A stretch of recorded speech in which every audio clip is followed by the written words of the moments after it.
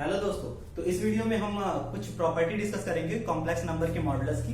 जिसमें से पहली प्रॉपर्टी है Z1, Z2, Z3 तीनों को प्रोडक्ट किया गया, उसके बाद उसका मॉडुलस निकाला गया। अगर Z1, Z2, Z3 या 3 के बजाय आप n नंबर ले लेते हैं, n कॉम्प्लेक्स नंबर लेते हैं, उनको प्रोडक्ट करते हैं, उसका मॉडुलस निकालते हैं, तो वो वैल्यू इंडिविजुअल मॉडुलस के प्रोडक्ट के बराबर होगी। For example, if Z1 is equal to, हम सपोज कर ले रहे हैं 2 + 3i and Z2 is equal to suppose कर ले रहे हैं 4 + 3i। दो नंबर हमने सपोज किया, पहला Z1 2 + 3i, then Z2 4 + 3i। दो तरीके हैं, एक तो 2 + 3i मल्टीप्लाई बाई 4 + 3i। इन दोनों नंबर का हमें प्रोडक्ट करना है, प्रोडक्ट करने के बाद मॉड निकालना। अगर ये हमें करना है तो हमारी प्रॉपर्टी के अकॉर्डिंग अगर इनका प्रोडक्ट करना, प्रोडक्ट के बाद मॉड निकालना है, तो इससे बेहतर है हम इंडिविजुअल का मॉड निकाल लें।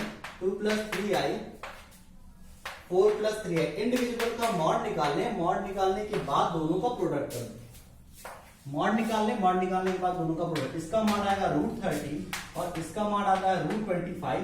दोनों का मॉड निकालने के बाद हमारा आंसर आ जाएगा 5√30। 25 की वैल्यू 5, 5√30। तो इस तरह से ये प्रॉपर्टी आसान हो जाती है। अच्छा, इसका प्रूफ भी है, वेल डिफाइंड प्रूफ है, लेकिन वो प्रूफ वो कॉम्प्लेक्स नंबर में पोलर फॉर्म से प्रूफ होता है, और पोलर फॉर्म अभी हमने पढ़ा नहीं है। आगे की वीडियोस में मैं आपको बताऊंगा कि कैसे पोलर फॉर्म से वो प्रॉपर्टी प्रूफ होती है। नेक्स्ट प्रॉपर्टी डिस्कस करते हैं। Next property, if z to the power n, तो वो mod z to the power n का अगर हम मॉडुलस निकालते हैं तो वो मॉडुलस ऑफ z होल पे पावर n के बराबर आता है। ये सिंपली हम पहली प्रॉपर्टी से प्रूफ कर सकते हैं। अगर इसे mod z to the power n को अगर हम ये लिख दें, मॉड z मॉड के अंदर z n टाइम्स, अगर हम इसे ये लिख देते हैं तो इसकी वैल्यू अगर हम पहली प्रॉपर्टी अप्लाई करेंगे तो इसके बराबर होगी n टाइम्स की, मॉड z n टाइम्स के बराबर होगी। और किसी भी नंबर को n टाइम्स मल्टीप्लाई करने से बेहतर है उसे n पे पावर लगा दी जाए उस पे। तो इस तरह से ये प्रॉपर्टी भी प्रूफ होती है, सेकंड वाली। थर्ड पे आते हैं। जैसे कि मैंने बताया कि कुछ प्रॉपर्टी मॉडुलस की ऐसी हैं जो पोलर फॉर्म से ही प्रूफ होगी, तो थर्ड प्रॉपर्टी भी वही है जिसमें हम z को, कॉम्प्लेक्स नंबर को पोलर फॉर्म में कन्वर्ट करते हैं। कन्वर्ट करने के बाद ये प्रॉपर्टी अपने आप प्रूफ हो जाती है। तो मॉड, इसे हम नॉर्मली समझ सकते हैं। क्वेश्चन सॉल्व करने के लिए हमें बस प्रॉपर्टी को समझना बहुत जरूरी होगा। Mod of Z1 upon Z2 का अगर हम मॉड निकालने की कोशिश करें तो इंडिविजुअल मॉड के डिवीजन के बराबर होता है। ये हमारी third property. Fourth property most important, fourth और फिफ्थ मोस्ट इंपॉर्टेंट प्रॉपर्टी है। यहाँ काउंटिंग में मिस्टेक हो गया, 5, 6 एंड 7। फोर्थ और फिफ्थ बहुत ही इंपॉर्टेंट प्रॉपर्टी, इसे अभी हम डिस्कस करेंगे। पहले हम 6 और 7 को डिस्कस करते हैं। 6 प्रॉपर्टी नंबर 6, z कॉन्जुगेट का अगर हम प्रोडक्ट करते हैं तो मॉड ऑफ z के स्क्वायर आता है। ये हमने प्रीवियस वीडियो में ऑलरेडी प्रूफ कर रखा है। अगर आपने नहीं देखा अभी तो प्रीवियस वीडियो को आप जरूर वॉच करिए। एक बार मैं फिर से बता दे रहा हूं, x + i y अगर हम सपोज करते हैं z को, तो मॉड z की वैल्यू क्या होगी, z कॉन्जुगेट की वैल्यू x - i y होगी। z कॉन्जुगेट की वैल्यू x - i y होगी। कॉन्जुगेट क्या करता है, कॉन्जुगेट i के साथ जो नंबर मल्टीप्लाई है उसकी साइन चेंज कर देता है। i के साथ जो नंबर मल्टीप्लाई y, उसकी साइन चेंज कर दिया, प्लस के प्लेस पे क्या आ गया, माइनस आ गया। तो अब हम z × z कॉन्जुगेट की वैल्यू अगर निकालने की कोशिश करें तो x + i y product of x - i y के बराबर आएगा। मैंने बताया था कि x + i y x - i y, दो कॉन्जुगेट नंबर का अगर प्रोडक्ट किया जाता है तो इसका आंसर क्या आता है, रियल पार्ट का स्क्वायर प्लस इमेजिनरी पार्ट का स्क्वायर। ये इसका आंसर आता है। अच्छा, इसी तरह से मॉड z की वैल्यू क्या आएगी, अगर z x + i y है तो मॉड z की वैल्यू रूट के अंदर x² + y² आएगा। तो मॉड z का स्क्वायर क्या होगा, x² + y²। रूट गायब हो जाएगा, x² + y²। और आप देखें तो ये इसके बराबर है और ये वाली वैल्यू इसके बराबर है। इसका मतलब mod of z² = z conjugate. ये बहुत इंपॉर्टेंट प्रॉपर्टी है, कई सारे क्वेश्चंस में ये यूज होगी क्वेश्चन को सिंप्लीफाई करने के लिए। नेक्स्ट प्रॉपर्टी की तरफ बढ़ते हैं। Property number 7, mod z is equal to z conjugate. देखिए z का मतलब हो जाता है, आप मॉड z को आप इस तरह समझ सकते हैं जैसे हम मॉड z रियल नंबर के बारे में पढ़ते हैं। रियल नंबर में जेड क्या रियल नंबर में मॉडुलस क्या करता है, साइन चेंज कर देता है, कोई भी नंबर हो उसकी साइन पॉजिटिव कर देता है, ये मॉड का काम होता था रियल नंबर में। इसी तरह से यहां पे भी है, ये नंबर भी पॉजिटिव करता है, वैल्यू को पॉजिटिव करता है और उसका एक मैग्नीट्यूड निकाल देता है। रियल नंबर का तो मैग्नीट्यूड फिक्स होता है ना, रियल नंबर की वैल्यू भी होती है, मैंने बताया था जब हम बेसिक इसके बारे में पढ़ रहे थे कॉम्प्लेक्स नंबर के, अपने कॉम्प्लेक्स नंबर की थ्योरी वाले पार्ट के वीडियो में, तो मैंने बताया था कि कॉम्प्लेक्स नंबर, दो कॉम्प्लेक्स नंबर को कंपेयर नहीं किया जा सकता, दो रियल नंबर को कंपेयर किया जा सकता है, क्योंकि रियल नंबर एग्जिस्ट करते हैं और कॉम्प्लेक्स नंबर रियलिटी में उनका वो नहीं होता, बस उनका रियलिटी में कोई एग्जिस्टेंस नहीं होता, लेकिन उनका यूज किया जाता है कुछ इंपॉर्टेंट प्रॉब्लम को डिराइव करने के लिए। तो उसी तरह से मॉड भी क्या करता है, मॉड उसकी एक मैग्नीट्यूड, कॉम्प्लेक्स नंबर को कंपेयर नहीं किया जा सकता, लेकिन कॉम्प्लेक्स नंबर के मैग्नीट्यूड को कंपेयर किया जा सकता है, इसलिए मॉड बनाया गया था कि हम एक मैग्नीट्यूड टर्म डिफाइन करें जिससे हम ये कंपेयर कर सकते हैं कि कौन सा कॉम्प्लेक्स नंबर का मैग्नीट्यूड ज्यादा है, कौन सा कॉम्प्लेक्स नंबर का मैग्नीट्यूड कम है, यानी कॉम्प्लेक्स नंबर कंपेयर किया जाता है on the basis of magnitude, बस इतना समझ लीजिए आप। तो मैग्नीट्यूड निकालेंगे तो मैग्नीट्यूड पॉजिटिव नंबर आएगा। तो अगर हम z x प्लस आई वाई सपोज करते हैं तो z कॉन्जुगेट क्या आएगा, x माइनस आई वाई, z कॉन्जुगेट क्या आएगा, x माइनस आई वाई। अच्छा, इसका हम मॉड निकालते हैं, ये कहता है कि रियल पार्ट का स्क्वायर करो, इमेजिनरी पार्ट का स्क्वायर करो, हो गया आंसर, और रूट लगा दो। z कॉन्जुगेट क्या कहता है, z कॉन्जुगेट का भी अगर हमें मॉड निकालना है तो मॉड का सिर्फ इतना सा मतलब होता है, मॉड कहता है कि जिस जो भी नंबर अंदर है उसके रियल पार्ट का स्क्वायर करो, रियल पार्ट x है, उसके कॉन्जुगेट उसके इमेजिनरी पार्ट का स्क्वायर करो, इमेजिनरी पार्ट माइनस y है, माइनस y, और दोनों को ऐड कर दो फिर रूट लगा दो, ये मॉड कहता है।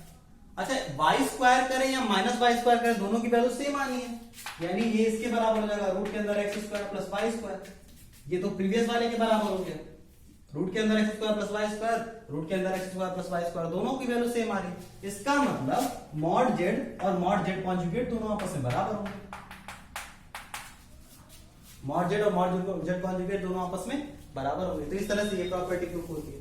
नेक्स्ट प्रॉपर्टी की तरफ बढ़ते हैं। ये प्रॉपर्टीज बहुत ही इंपॉर्टेंट है, आगे के लेक्चर में हम इसके क्वेश्चंस के बारे में भी डिस्कस करेंगे।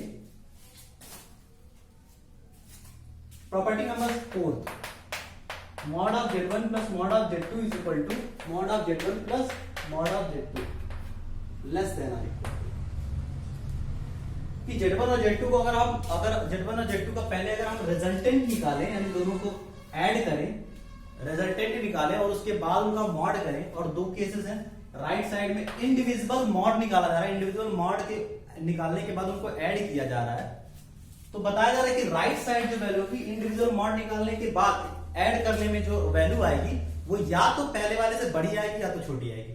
और ये देखिए बहुत ही सिंपल सा लॉजिक है, z1 z2 एक वेरिएबल है, z1 z2 एक वेरिएबल है, उनके रियल पार्ट इमेजिनरी पार्ट की हमें साइन नहीं मालूम, और साइन मैटर करती है जब हम रिजल्टेंट कैलकुलेट करते हैं। z1 z2 रिजल्टेंट कैलकुलेट किया जा रहा है, फिर मॉड किया जा रहा है। रिजल्टेंट कैलकुलेट करते समय अगर एक की साइन पॉजिटिव एक की साइन नेगेटिव हुई तो मैग्नीट्यूड कम हो जाएगा, मैग्नीट्यूड कम हो जाएगा, और अगर रिजल्टेंट कैलकुलेट करते समय एक की साइन पॉजिटिव हुई दूसरे की भी पॉजिटिव हुई तो मैग्नीट्यूड बढ़ जाएगा। तो इस केस में पहले अगर रिजल्टेंट कैलकुलेट करते हैं तो मैग्नीट्यूड ऐड भी हो सकता है, सब्ट्रैक्ट भी हो सकता है, it's depend upon the sign of z1 and z2। But if you first apply the modulus on individual complex number, for example mod of z1 mod of z2, हमने individual complex number पे mod लगा दिया तो दोनों positive हो गए, individual complex number पे mod लगाने पे दोनों पॉजिटिव हो गए, दोनों पॉजिटिव होने के बाद उस पे ऐड किया जा रहा है। अब दोनों पॉजिटिव जब पहले ही हो गए उसके बाद आप ऐड करेंगे तो मस्ट है वैल्यू बड़ी से बड़ी ही आएगी। आप एक बात ध्यान रखिए, 3 प्लस 4, अच्छा एक बात बताइए, 3 प्लस 4 की वैल्यू आती है 7, क्या 7 से ज्यादा भी कभी आ सकती है? हम इस पे इंडिविजुअल पे कोई ऑपरेशन कर दें, मॉड लगा दें, कॉन्जुगेट लगा दें या कोई और लगा दें, इस तरह से कोई और फंक्शन लगा दें, नहीं आ सकती। तो यही मैं कहना चाह रहा हूं, आप इस तरह से फील कीजिए कि हमेशा दो नंबर का जो सम होता है, अगर दोनों नंबर पॉजिटिव होंगे तो उसकी वैल्यू हमेशा मैक्सिमम आएगी। दो नंबर का जो रिजल्टेंट होगा, दो नंबर अगर मैं ए और बी कहता हूं, इन दोनों का रिजल्टेंट हमेशा मैक्सिमम तभी होगा जब ये दोनों नंबर पॉजिटिव होंगे और उनके बीच का ऑपरेशन पॉजिटिव होगा, तभी उसकी एक्सप्रेशन की वैल्यू मैक्सिमम आएगी, और कोई कंडीशन नहीं है उस एक्सप्रेशन की वैल्यू मैक्सिमम लाने के लिए। अब यहां पे ये कंडीशन सेटिस्फाई हो रही है, दोनों नंबर पॉजिटिव है, उनके बीच में पॉजिटिव ऑपरेशन किया गया तो ये वैल्यू मैक्सिमम आएगी, जबकि उसके राइट साइड में Z1 और Z2 का पहले रिजल्टेंट निकाला जा रहा है फिर मॉड किया जा रहा है। रिजल्टेंट में वैल्यू सब्ट्रैक्ट भी हो सकती है, ऐड भी हो सकती है। तो इस वजह से ये वाली जो वैल्यू होगी या तो इसके बराबर होगी, ऐड होगी तो बराबर हो जाएगी, जब सब्ट्रैक्ट होगी तो ये वाली वैल्यू कम हो जाएगी, ये ज्यादा हो जाएगी। इसलिए मॉड Z1 प्लस Z2 हमेशा mod of Z1 plus mod of Z2 के बराबर। आपने वेक्टर में ही पढ़ा हुआ 11th की फिजिक्स के चैप्टर में वेक्टर में, उसमें बताया जाता है दो वेक्टर की मैक्सिमम वैल्यू कितनी होगी, a plus B, A vector plus B vector. A vector plus B vector का अगर आप रिजल्टेंट निकालते हैं तो उसकी मैक्सिमम वैल्यू कितनी जाएगी, a प्लस बी, यानी mod of a plus mod of b, magnitude of a plus magnitude of b। दो वेक्टर को अगर आप सब्ट्रैक्ट करते हैं तो इसकी मैक्सिमम, इसकी मिनिमम, दो वेक्टर की मिनिमम वैल्यू क्या आ सकती है, दो वेक्टर का रिजल्टेंट, ऐसे कहेंगे दो वेक्टर का रिजल्टेंट मैक्सिमम ये आ सकता है, मिनिमम क्या आ सकता है, minimum mod of a minus mod of b आ सकता है। इससे मिनिमम कुछ नहीं हो सकता, इससे मिनिमम कुछ नहीं हो सकता और इससे मैक्सिमम कुछ नहीं हो सकता, यानी इसकी जो भी वैल्यू लाई करेगी इससे इसके सम के बराबर होगी और इससे इसके डिफरेंस से बड़ी होगी, सम से छोटी होगी, इंडिविजुअल सम से छोटी होगी और इंडिविजुअल डिफरेंस से कम होगी। तो ये पांचवी प्रॉपर्टी, इसी से जस्ट छठी प्रॉपर्टी, ये प्रॉपर्टी भी आ जाती है प्रॉपर्टी नंबर 5।